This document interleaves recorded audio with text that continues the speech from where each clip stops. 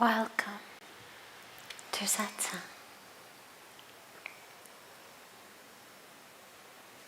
And a very happy Ram Navami to everybody. This sacred day of welcoming the Divine Presence into our lives. And that's really another really powerful message to it and meaning to the holiday is it's a day in which we welcome that presence of the divine in our lives. I mean, God is always there. As I was saying in the Ganga Arati, Ram was there long before Ram was there in the form that we know of as Ram. God is always there. But do we remember the presence of God?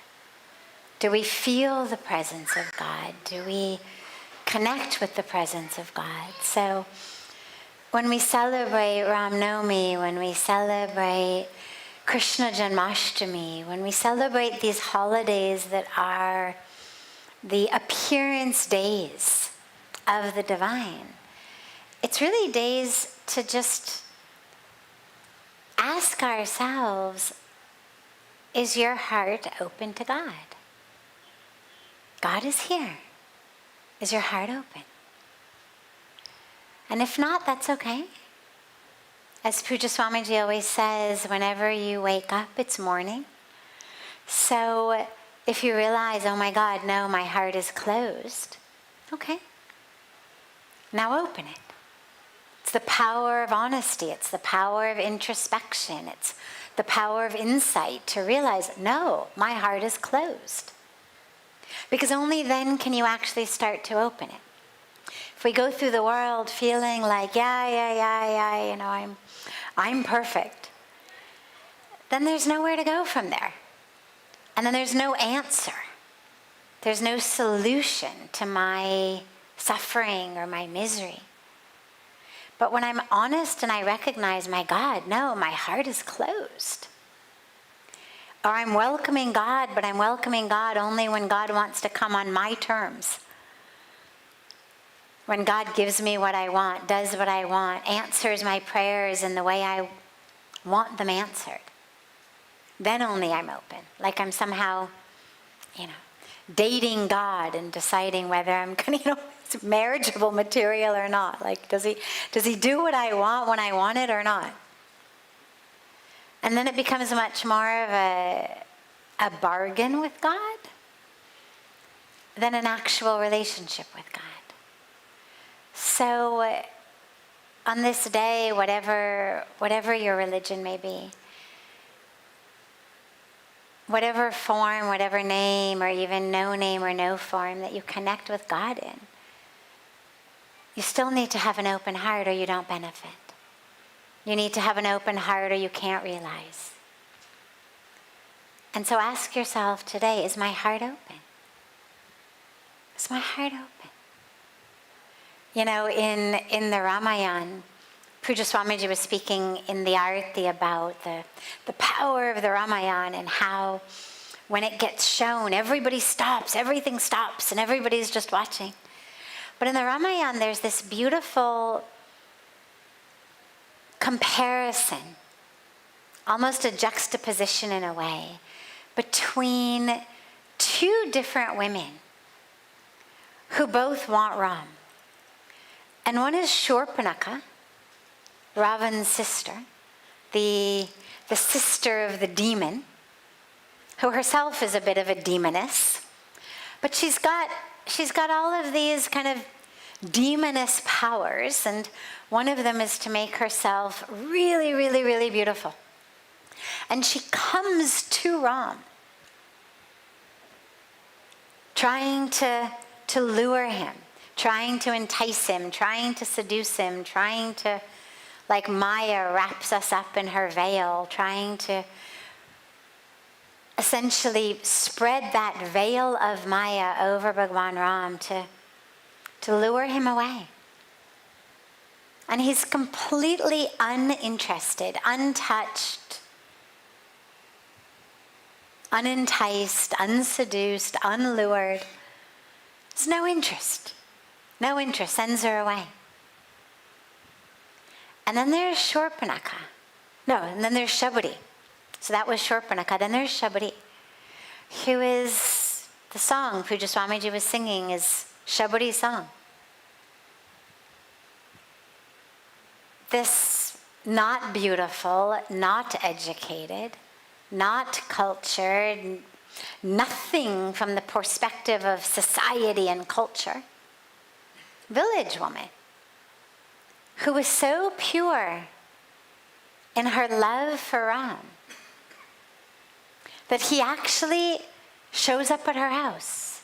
वो स्वयं चल के गए उनके पास. And this contrast between the one who has everything, but it's all a show. It's all the outer trappings of beauty, of love, of devotion, of everything. And he has no interest, not convinced for even a second. And then there's the no trappings, no drama, no nothing, just the pure heart of love. And God actually shows up on her doorstep. And it's such a beautiful reminder of just open your heart. Nothing else you have to do. Shaburi had nothing. Nothing else you have to do. Just love God. Just open your heart. Just be devoted. Just be pure. So on this day, it's also a very beautiful opportunity to just introspect and check in, like, how open is my heart? When the divine will appears in ways that are not necessarily what I wanted, that are not according to my desires, my version of how things should be, my agenda, how do I act? Do I accept it as God's will? Or do I fight it? How do I move through the world? Do I see myself? Do I see others as embodiments of the divine and therefore move through the world with compassion and love? Doesn't mean that we're not strict. Many of us are parents or teachers or administrators or, people you've got to discipline. You've got to be strict. You've got to have rules and laws and discipline. But are we seeing nonetheless that presence of the divine in all? Even the child we're scolding, or even the student we're punishing, or even an employee we're firing. Nonetheless, are we moving through even the mundane world with that awareness of the presence of God? And it's an incredible practice. And it's exactly the practice that we're being called to and that we're being offered. And it's something that's possible and available for all of us. So it's a beautiful day to recommit yourself to that practice. To see Ram or Krishna or the Mother Goddess or Shankar Bhagwan or however you worship God, doesn't matter. But to see that presence of God everywhere, in everyone, in everything, in every moment, including yourself, by the way. It's not God is in everyone but you. It's not everything is divine but you. So to see that inside the self as well.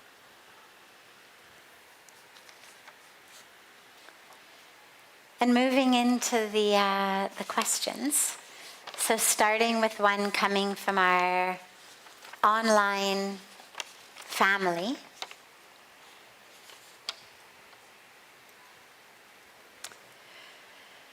Some spiritual teachers say Life itself is the best spiritual practice. Kindly explain, comment if you agree. And this is from Parag Shah on our website. Life itself is the best spiritual practice. Well, what other option? Right? I mean, if you say, no, I want what's behind door number 2. There is no door number 2. Door number 1 is all we've got, life. This has to be our spiritual practice. It's not just the best spiritual practice. It's the only spiritual practice. Until and unless we have accounts of people coming back from being disembodied, coming back from that space in between life, end of this life, body is over, before they've taken another life. Until we've got accounts of that time and all of the meditation and all the japa and all the seva that they did without a body. And until and unless we can compare that to this is all we've got. This life is our spiritual practice, not just the best, it's the only one. There is no practice that is life averse. There's no practice that is anti-life. My mind, the reason that we do our sadhana, our meditation, our prayer, our seva, our japa, all of what we do it to purify our minds. The mind of this very individual being. My soul doesn't need to be purified. Spirit doesn't need to be purified. Consciousness doesn't need to be purified. Divinity doesn't need to be purified. The soul is not what awakens. We throw around words like soul awakening. The soul doesn't sleep. The mind sleeps. The soul is always there. Spirit is always there. Consciousness doesn't sleep. We sleep. Consciousness doesn't sleep. Even when we are unconscious, consciousness is there. The sun is on, but it's dark right now because the earth is turned away. But the sun is there. It's just that we're not connecting to it. We're not seeing it because we have literally turned away. When we go to sleep and we close our eyes and we enter that state of deep sleep, no dreams, it's essentially a state of unconsciousness. It's very restorative. It's wonderful for the body, wonderful for the brain. But it's essentially a state of being unconscious. We don't come back with any memories of deep sleep. But that doesn't mean consciousness isn't there. It's just that the mental faculties that enable us to access consciousness are sleeping. Like the earth is turned away, but the sun is on. So neither soul, nor spirit, nor consciousness, nor divinity, nor any of these things that are eternal, that are not part of my body, that are not part of this particular life, none of those things needs to meditate. Soul doesn't have to meditate. Soul's not looking to discover itself. The soul just is. Consciousness just is. The barriers are in the mind. And the mind is accessible to us, changeable by us, through the very physical brain. The neurochemicals, the electricity, the structures, the patterns of my physical brain are that which enable me to work with my more amorphic mind. Right? If I were brain dead, I couldn't work with my mind. I can only work with my mind when my brain is on and functioning. Then I can say things like, I am not this body. I can say things like, Aham Brahmasmi. I am Brahman. I am the supreme reality. I can say things like, Soham. I am that. Only because my brain is functional. I am still Brahman even without a functional brain, but I cannot know it. I cannot realize it. I cannot break through the illusion, the ignorance that says you are a 5'3", 53-year-old white American female who is now a monk in India. I can only break through that when I am here, mindful, aware, present, awake, engaged, functioning brain, able to work with it in this life. So our life is our only spiritual practice. In our meditation, in our seated practices, the ones where, our legs are crossed and our eyes are closed and we're sitting typically in a dark room. But our life is also our practice when we stand up from those practices. And that may be what this quote is referring to, that life is the best spiritual practice, meaning when your spouse, your husband, your wife, your parents, your kids, your in-laws, your neighbors, your friends,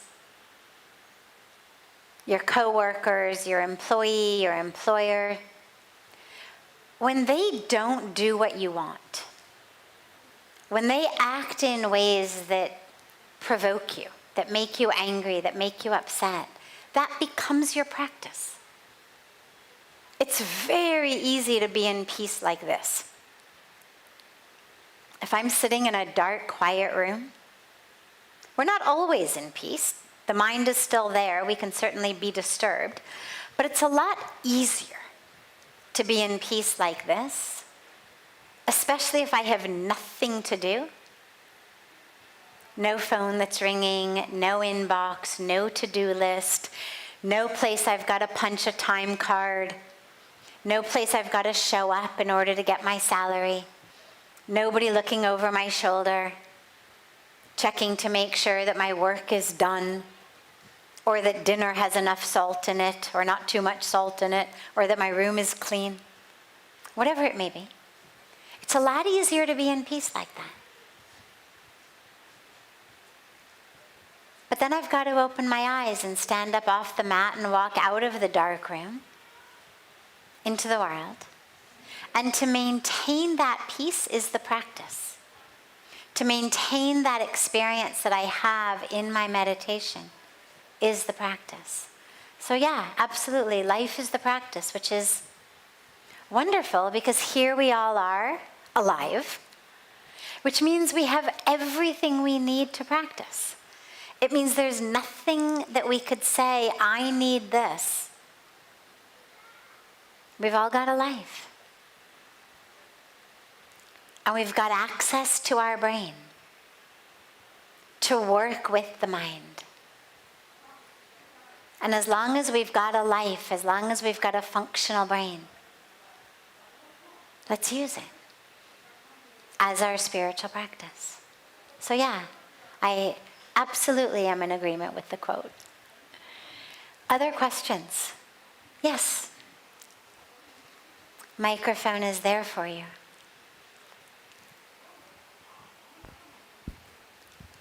Okay. So my humble pranams to you, Sadhviji. And my name is Pooja. Sadhviji, my question, and it's a doubt also in my mind, that what is the significance of prayers for others? The context is that I have my father's sister, my Bua.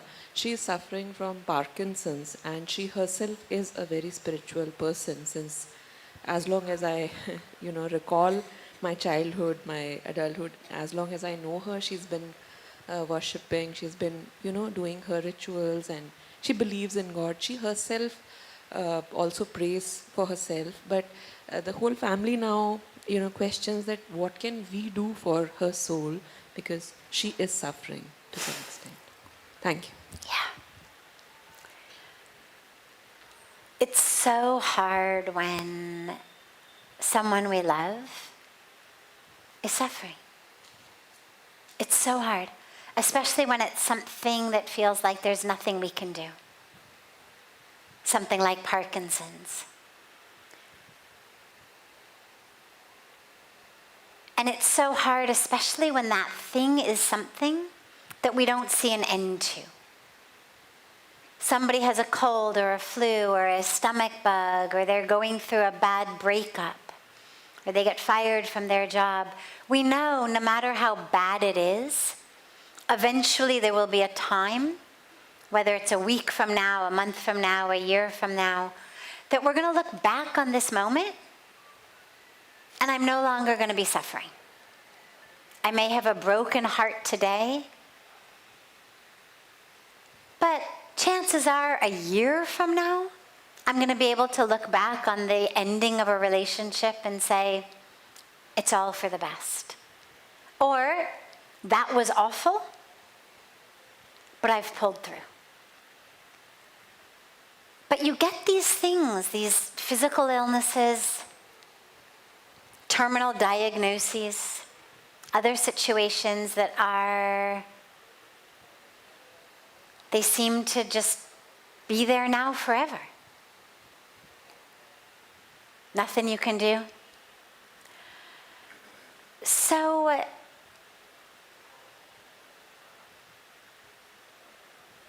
what's most important is to help her understand that the body is sick, but she is not the body. And this is obviously much, much more easily said than done. We can all say, I'm not the body. But give yourself something that hurts, experience some kind of suffering. It's very hard to remember that. But ultimately, that's the path. Even though it's not easy, that is the path.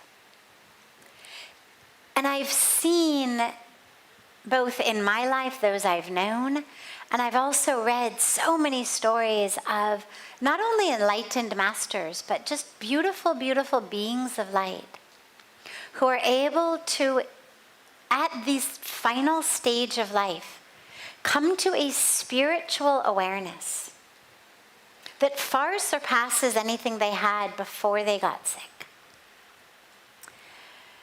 It's almost like that type of diagnosis forces us, if we don't want to be eternally miserable, forces us into an awareness that I am spirit, I am soul, I am love, I am consciousness, I am not the body that is falling apart. And it's why I know many people who have had terminal life-threatening illnesses, cancer, tumors, other things, some of whom have died from it, some of whom have managed to miraculously recover. But in all of the cases, even those who passed away, every one of them has said how grateful they were for having had that. That doesn't mean everybody who gets those diagnoses is grateful. It means those who find a spiritual path, a spiritual awareness at that time, find an incredible gratitude, because what they realize is if they hadn't had that illness, if they hadn't had that diagnosis, they would not have discovered this truth about themselves. And so to whatever extent you can, and it's delicate, because you don't want to make light of something as painful, as difficult, as traumatic as watching your body fall apart. whether it's Parkinson's in the body, whether it's a dementia watching the mind. I mean, this is powerful cause of suffering. But if you can gently, gently, gently help her understand and just remember that she is that which is unchanging. She is not that which is degenerating. She is not that which is failing. And that even if she didn't have Parkinson's, eventually she was going to get sick and die anyway. And that she still would not be that which dies. Right? Pull out chapter 2 of the Bhagavad Gita and just read it to her over and over again. Reminding her over and over again who she is. But also simultaneously, one of the downsides of being spiritual is it's almost like there's no space to be human. Oh, don't cry, you're spiritual. Oh, don't be angry, you're spiritual. Right? It's almost as though if you are spiritual, there's no spaciousness, there's no freedom to actually have a human emotion, a human reaction. You're expected to somehow live 24/7 only in the highest level of spiritual awareness. And so a lot of spiritual people actually feel a lot of shame and guilt and negativity toward themselves for very normal, natural reactions that arise. Yeah, there's going to be anger, there's going to be pain, there's going to be suffering, there's going to be longing, there's going to be hoping for a cure, there's going to be a sense of non-acceptance of the present moment. That it becomes really easy to then throw on a lot of spiritual guilt on top of that and say, not only do you have Parkinson's, but now you're also a spiritual failure. Because look, you're cranky, look, you're angry, look, you're not accepting. Look, you have rag and dvesh, you've got desires and aversions. And you got to be really careful to allow people to be human. Having a human experience is not a failing. Yeah, we remember we are spiritual beings. And we are here in human bodies to have human experiences. If we were supposed to have the experience of, a dolphin, we would be in the bodies of dolphins. If we were supposed to have the experience of a tree, we would be in the shape of a tree. If we were supposed to have the experience of disembodied angel beings, we would be disembodied angel beings. But we're here in human bodies to have human experiences. And so as you help and support people who are going through very human struggles, yes, you want to give spiritual teachings and comfort and help, but you want to be really careful not to deprive them or make them feel ashamed or guilty or less than for their very human experience. Yeah. Beautiful. Other questions? Yes.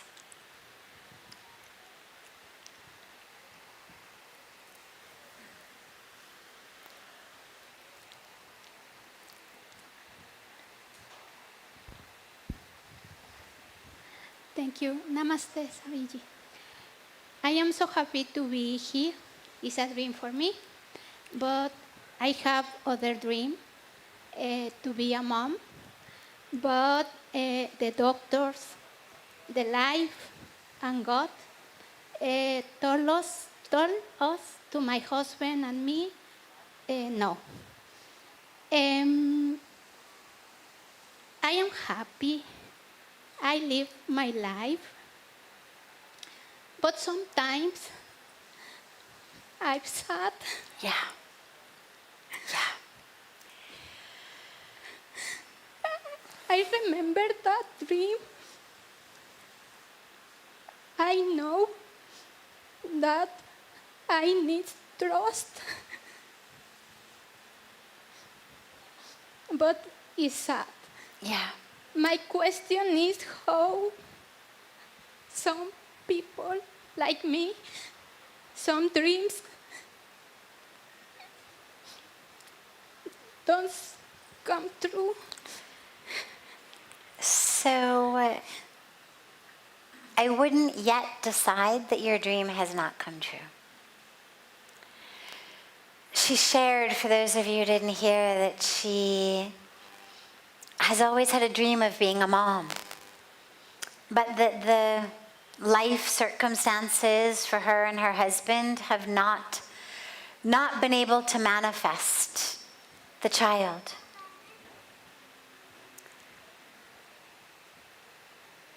Just because, for whatever reason, a child is not meant to be born through your womb, it doesn't mean that you cannot be a mother.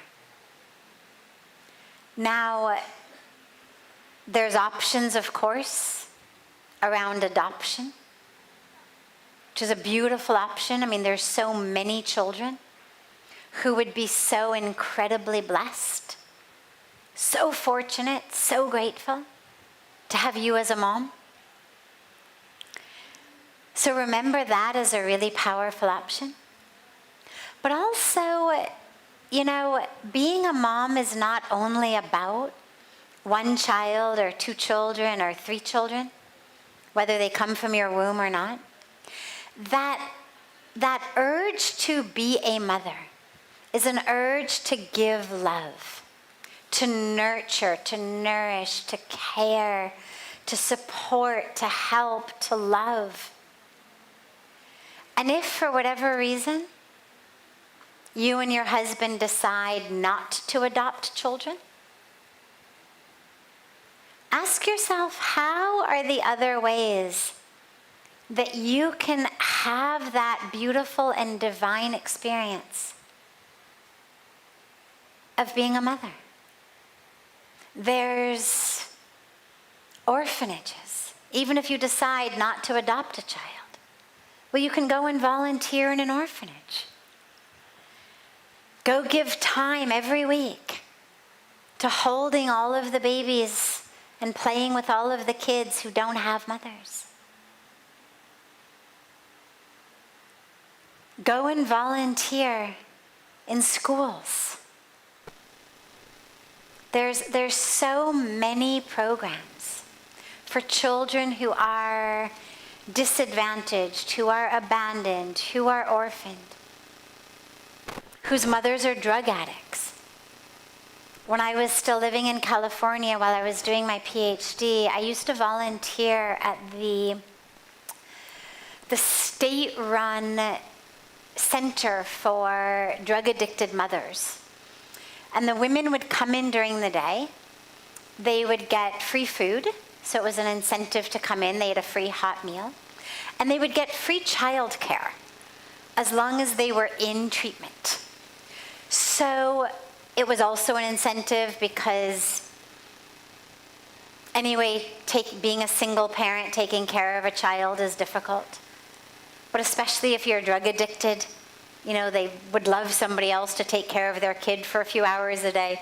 So these women would come in. They would be getting counseling in addictions, and their kids would be in the daycare. And I used to volunteer with the kids. And they were babies, infants. Children who have been drug exposed in utero they come out of the womb already super disadvantaged. Even if their mothers were not still drug addicts, even if they were not living on the street, the kids have neurological damage, incredible challenges, lifelong challenges. And it was a center filled with these kids. We weren't doctors. I didn't even have a PhD yet.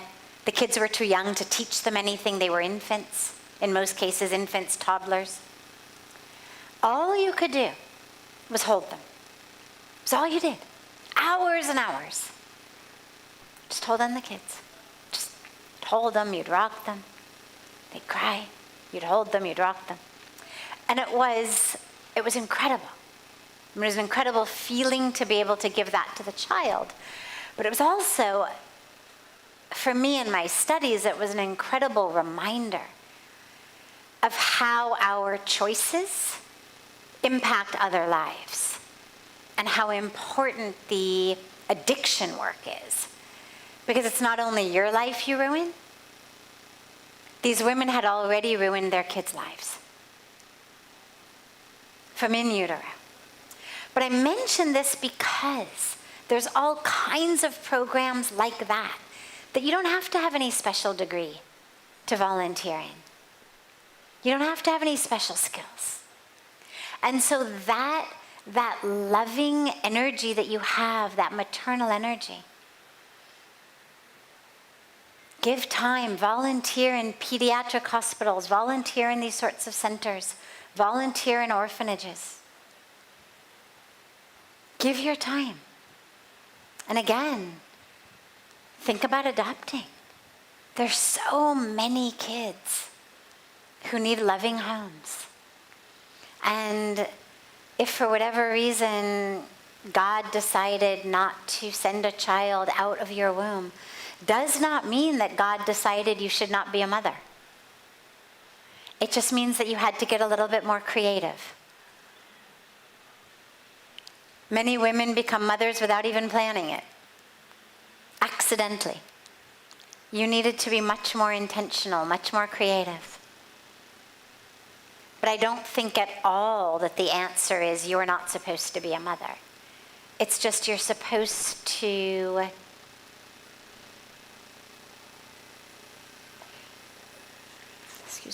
you're supposed to share that energy, that love with a child or children who don't actually come out of your womb. That's okay. Yeah, beautiful.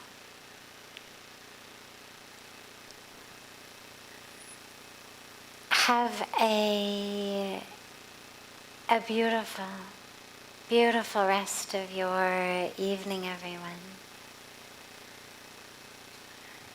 Beautiful day and morning to our family joining us online. And so much love to you all. I look so forward to seeing